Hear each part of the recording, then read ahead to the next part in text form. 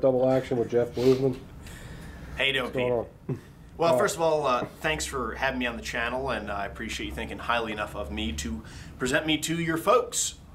Yeah, I have a great time every time you come down. It's awesome. We do have a good time. So a lot of people are wondering, you get these questions all the time, especially in my PMs, and I'm not an expert at all. People think I know a lot about guns because anytime I work on my gun, I'll do a video on it, but I don't know a lot about guns. And they always ask me, what's the first gun? What's a great first gun? And I don't know what to tell them, because sometimes I'll say Glock. Well, maybe not a Glock, because if you're inexperienced, it don't have external safeties. To me, a Glock's for someone that's kind of trained and should know what they're doing with a gun before they buy it. Am I wrong? Well, I mean, let's talk about a couple different things. One, first of all, do you want me to look at you or at the lens specifically? At the lens, okay. Mm-hmm. Well, let's kind of address that. First gun purchases, I think that you're not doing you're doing yourself a disservice by merely purchasing a gun and then being, one, expecting to know how to use it to protect yourself, and two, properly and really like well, and two, to be able to operate it safely. You know what I mean? If you shoot yourself with your gun, with your own gun, you're still shot. So seeking formal firearms training, regardless of who it's with, Armed Dynamics or other reputable instructors, is going to be instrumental in, one, you doing it safely, two, being able to protect yourself, and three, having a good experience training. You know, I mean, if you go and you're dumping tons of money into ammo and still not really getting the picture with how you should be shooting, I think that seeking formal firearms training is again going to set you up for success. Okay. So let me start with that. Okay. These would be the guns that I recommend as for a defensive role. Okay. Ignore the caliber. In my opinion, they should all be 9mm. I still am not a huge fan of 40, and I think that. To borrow my friend Paul Gomez, my late great mentor Paul Gomez's line, bullets in gun equals time in fight, okay? And bullets also give me more opportunity to solve the equation, i.e. the physical violence equation that we're trying to solve, okay? So, what I would say is, getting a semi-automatic handgun with all passive safeties, it would be a good thing to do. Because if you think about it, somebody's visiting violence upon me, okay? I'm in a highly adrenalized state. I may be focused in tunnel vision. I'm going to be huffing and puffing. I'm going to be, hearing my heart pumping in my ears. All these other things that are related to this fight, flight, freeze or faint kind of response that we're dealing with. Me drawing out my gun and manipulating some sort of manual safety in order to get that gun into the fight. Mm-hmm. I'd rather not, and I don't think it's necessary. Okay, so I'd rather have all my safeties on my gun, on my defensive pistol, be passive, i.e. I don't have to actually manipulate them. They're all internal. So the guns that I would recommend for a first-time user would be the Smith & Wesson M&P series and the Glock 9mm variants, and we'll kind of go into the models and stuff. But so let's start first of all with the Glocks, because this happens to be what I use and what I recommend and what we consistently beat the hell out of. We beat them near their death. They just don't die, seemingly. But first one would be a Glock 19, okay? The Generation 4 has been improved upon, okay? But I still recommend the Generation 3 as a general rule of thumb, okay? But Generation 4 does give you some options with backstrap, etc., etc. When the Generation 3 first came out, they were using 40 caliber recoil spring guides, which is why they had a lot of reliability issues. But I see other trainers kind of posting some things about the Generation 4s, not liking them as much as the 3s. So if you want to default to just getting a really good one, just get the Generation 3. I think you should be satisfied. But Glock 19, the standard capacity magazine that it comes with is 15 rounds, plus one that gives you 16 rounds. And the cool thing is that it'll take a 17-round extended magazine. So if you're going to carry one backup magazine for your Glock 19, I can have a 17-round magazine, which gives me +2, and yet I'm not going to be printing, quote-unquote, more out the back of my cover garment, okay? So as far as a general use, self-defense pistol, highly recommend Glock 19, and guess what? I recommend that for women as well. People somehow think that women are incapable of using a semi-automatic pistol well, or that it's too dangerous or too much gun. I think that that's nonsense, and that's really a lot of the women that go through our classes shoot better than the dudes for whatever reason. I don't know why it is. What I say. Well, I think part of it, if I may be so bold, is that they don't have as much ego invested in this tool as we do. Yeah, they're more relaxed. They're more relaxed, and they're just like, okay, give me the information, and I'll make that happen. So Glock 19, just right out of the box, good to go. Okay. The second one, Glock, that I recommend as a subcompact, well, this is a subcompact version, will be the Glock 26. Neat thing about this is that it takes 10 rounds plus 1 is 11 rounds in the fight, makes a suitable hip carry, appendix carry, or ankle carry. This is what I carry on my ankle. Yeah. And the neat thing about it, keeping commonalities between our firearms, is that it'll take a spare high-capacity magazine, or standard capacity for a 19. So it'll take a 15 or 17 round magazine. It extends past the bottom, which also gives you a little more purchase for your dominant hand. And then you have a 16 round gun essentially. So if you wanted to carry a little bit more, let's say in your holster, then you could have 15 or 17 round mag. But also, if you're going to just carry the 10 rounder, for whatever reason, or if it's an ankle carry kind of piece, then your spare magazine can be, extended, which I really like that. And having one spare magazine to feed 2 different guns, I think that there's a lot of merit in that. So I really like that. Okay, so that would be my recommendation with Glocks. And also, if your Jack Clemens size, Clemens, how you doing, baby? Then a 17. Is perfectly fine too. If you've got really big hands, you've got a lot of, let's say, real estate that you can have a larger pistol. Glock 17 works all the time, or at least a lot of the time. All these are mechanical devices. They can fail, which is why you need to be very, very aware of how to clear malfunctions with your given pistol. But generally speaking, Glocks work, and they work a lot of the time under some of the harshest conditions that I can put them through. And I'll show you my Glock. Everyone's supposed to like it in the shower. What do you say to new gun owners that are scared to carry Condition 1? That's a training issue. That is a confidence in your level of competence, to borrow a line. But yeah, I mean, really, you kind of should be scared if you haven't received the training that you need in order to carry a firearm, period. And typically, for my money, really, if you're not comfortable with your confident, or if you're not confident in your competence of carrying a firearm Condition 1, i.e. with a round in the chamber, then you probably should reevaluate you carrying a gun at all, because then that means there's probably other elements involved in there. So I had that problem when I was not new to firearms, because I always was into firearms and had firearms, but I recently started to carry just a few years ago, and I had an issue about Condition 1 because I was scared of my memory. But then one day I realized, I said, you know what? My finger don't go on the trigger guard. What am I worried about? Precisely. I already trained myself not to ever put my finger in the trigger guard, so why am I worried about it? So, sorry. That's all right. Go ahead. Yeah, and absolutely, and that again becomes a training issue. Right. So that whenever, for example, whenever I am not involved in the shooting process, i.e. ventilating things that need to be ventilated, my finger must be high and away from the trigger. Okay. Otherwise, the only reason this finger goes on this trigger, this actuator, this loudener button, okay, would be when I need to ventilate something. Otherwise, finger high and away from the trigger. There's no reason to have that finger anywhere within that trigger guard. And that again, I'm going back to this training thing, not to plug my company per se, but again, you got to get the training in order that you're in order to be safe with these tools. And this gun, believe it or not, only does one thing. I mean, it can't make your bed, it can't make you coffee. And it doesn't sing songs well, okay, so it's really not great company. All it does is put lead into things, the lead delivery system. So if you have issues, if you're uncomfortable with, let's say, Condition 1 carry, I challenge you to go out and take a class under a reputable instructor and become more comfortable and competent with your sidearm, And think about this too. If you're carrying and let's say you're even a little bit scared about that whole entire thing about, okay, I have a gun, what kind of now?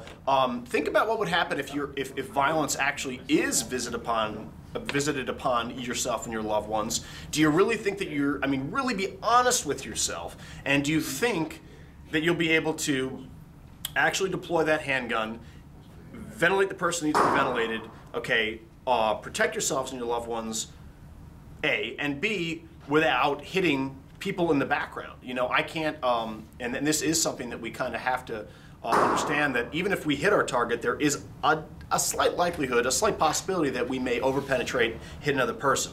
Typically the rounds, handgun rounds that go through a medium, i.e. a person, and continue going through, aren't going to have the kind of power to really cause grave bodily injury, we'll say, to that second person. But I know that if I am firing and 8 of my rounds, okay, completely miss that target and hit individuals that don't need to be shot, I'm going to feel pretty bad. So, you know, I'm kind of making this simplistic, but these are important questions that you need to ask yourself before you strap a gun out and go out into society. Right, right. So Well, that was one of the main things with Glock and other guns, because we know Glock has internal safeties. There's Sure. 3. There's the firing pin, trigger, and the drop safety. Yep. There's no thumb safety or anything like that. So a lot of people that are new to firearms, the rumor tends to go around the internet that I wouldn't go with a Glock first. So that's why I asked you that question. You know, I mean, I hate to say it again, It all beat a dead comes with horse. knowledge, right? It all comes, yeah, exactly. Even better way of putting it. Okay, it all comes with knowledge. It all comes with knowledge. So those would be my recommendations as far as Glocks would go. And then the other pistols that I can recommend, hands down, would be the Smith & Wesson M&P series. Okay, so these ones are in .40 caliber, and this is the core. Am I correct? Yes. Yeah. The Pro Series core. Ron really likes this I one. want that in You ever realize Ron's always around? They probably thought, oh, this is more isolated. Here's Ron's right next to the guy. Right, no, Ron's With his always hat, here. his hat. Hey, Ron. But this is the core series, which has like a kind of little slide cutout, so you can put an RMR, some kind of red dot, and hence the raised sights, so that you can actually see through the bottom little bit of that optic. And apparently, you can also get a threaded barrel. It comes, Jim. It comes with a threaded barrel. It comes with 2 barrels. That's actually really cool. And this is nice. This would be the full size model. Okay, probably more towards the line of, let's see here. It's like in between the 17 and 19. In between the 17 and the 19. Probably. Yeah, this is really the size of a 17, slightly larger than a Glock 19. But you can either do the full size Smith & Wesson M&P, which is a great pistol, really reliable. A lot of the people that I'm friendly with through the training community, etc., have run the piss out of these things, and frankly, I mean, it feels really good in the hand. So what I would tell first-time buyers who, let's say they pick up a Glock and they're like, you know what, I understand, I get all the stuff, it's reliable, blah blah blah, but it just doesn't feel right in my hand. There's nothing wrong with Smith & Wesson M&P. Okay, it just happens that I've got all Glock stuff that I've had since like the 90s or whatever. It just continues to work, so I don't replace it. But the M&P is a fantastic pistol, and really is like a almost like a more ergonomic Glock. So very happy with that. Then the Smith & Wesson M&P Compact would be more along the lines of like a Glock 26, a subcompact version.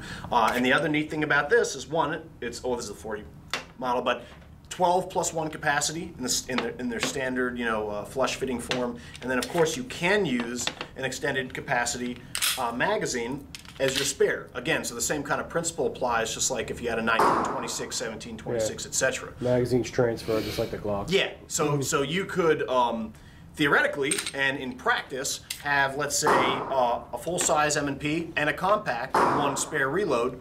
You run one dry.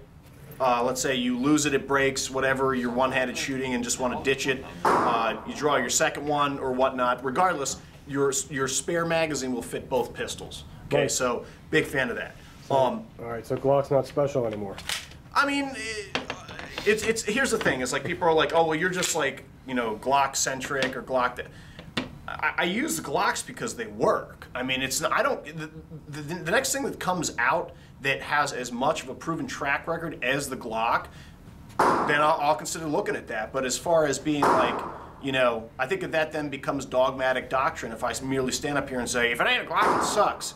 Well, I mean, that's bullshit. As you see, M&Ps are good guns. A lot of people that I tremendously respect run the hell out of them. They're great guns. The other model from the M&P line that I think that they're sold out in the store here today, but would be the M&P Shield.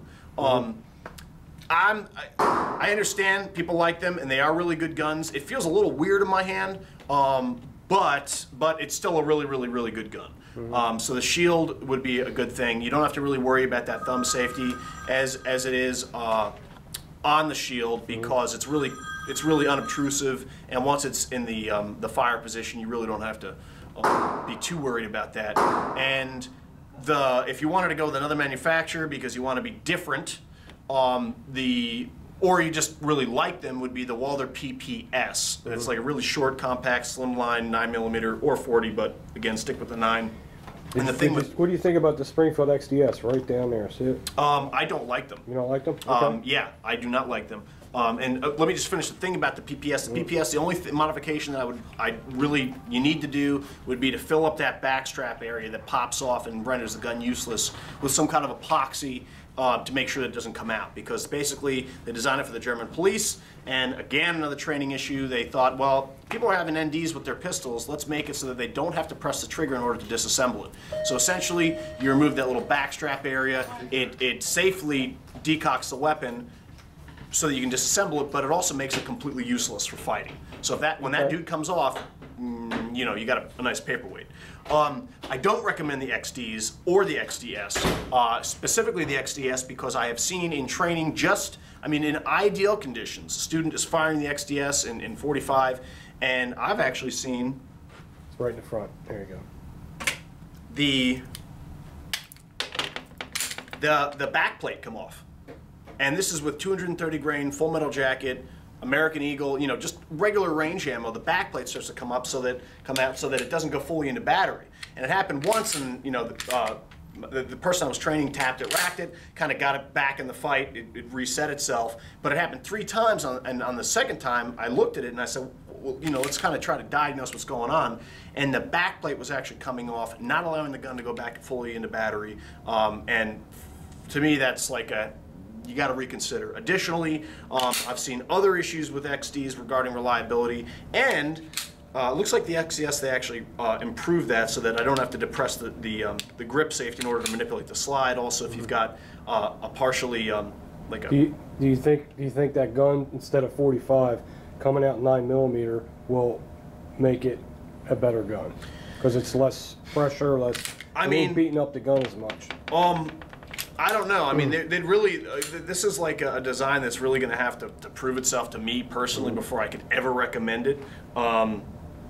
So that's kind of where I stand with that. But the issue is with the. Let's see. Yeah, the larger XDs, if I don't have that grip safety depressed, I can't even manipulate the slide. So if you think about one-handed malfunction clearing, you know, and you get, let's say, a slightly broken full, master grip or full firing grip, I can't even manipulate that slide now, and that's a feature that I don't like. I think that this is just kind of silly.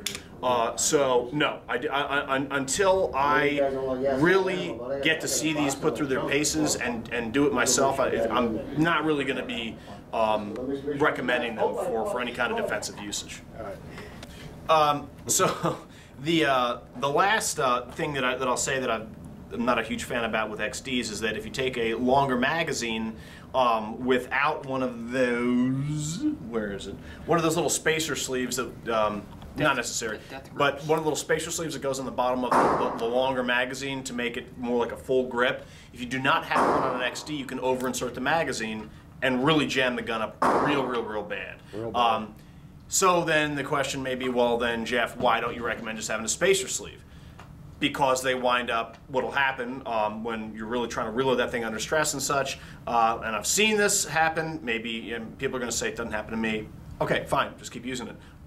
But is that you may not fully be able to insert it, and you wind up racking the slide, and then you've got basically no round in the chamber and the magazine not fully seated. So that's why whenever you see those spacer sleeves, first thing I recommend you do is just get rid of it, and you'll be fine. You still get that extra bit, like if I put this in there, I'm still getting my pinky finger over the bottom of that magazine, and it's not going to affect the reliability at all. But as soon as I put that spacer sleeve in, if I can't positively insert that magazine, fully get that click, then I've got a gun that's not going to be semi-automatic. We'll put it that way. So that's what I think about the XDs, and you know, your mileage may vary. If you like it, great. I recently heard. So who the hell was telling me this? Dude was taking a class, actually, with an XD, and he said that he went and was doing one-handed malfunction clearing, and the slide came off. Because of whatever happened, when the slide was at its rearmost position to travel. Clarity. Yeah. What, did he make a video about that? Yeah, he said on one of his video casts, Chaos 311. Yeah, yeah. I met with John the other day. We were doing some videos, and he went like this, racket, and the slide came off. And I was like, so what do you think about that? And he said, well, he doesn't think he'll ever carry it again. That's why you take a class. You got, and that's like part of taking a class is the fun and learning. The other thing is learning about your gear and about what works and how frequently I see people shifting stuff around now. That doesn't work when I'm doing this, and et cetera, et cetera. So one guy said he took a couple of our classes and said that, and I was really happy about this, so I'll tell you guys, that he took our class and it kind of changed his whole entire perspective about concealed carry. And he's doing really good with it now. That's Walt. How you doing, Walt? So, last gun, probably a longer video, but sorry, that I think is actually really good would be the Heckler & Koch P30 series. What I would recommend is getting the one with the LEM trigger, so it's a consistent double action trigger press the entire time, as opposed to, excuse me, it's a really awkward decocker too, so I don't know what the deal is with that. It's really hard to do with your dominant hand, and really hard to do as well with your support hand only when you're reholstering, etc. But rather than double bang that goes off to single, it's just double action all the time, and the trigger is actually pretty smooth. So if you're properly staging the trigger, you should be fine. So I've seen P30s go through our courses, and 2,000 rounds without cleaning, jamming it in the ground, tossing it down, beating the shit out of it, and it continues to work. So this is actually pretty much the only gun in the HK line that I would recommend. I would steer clear of the USPs. All right, Jeff, thanks a lot. You got it, man. Any other questions or stuff like that? We can make another video at a later date. All right, sounds good. All right, well, thank you for having me. All right.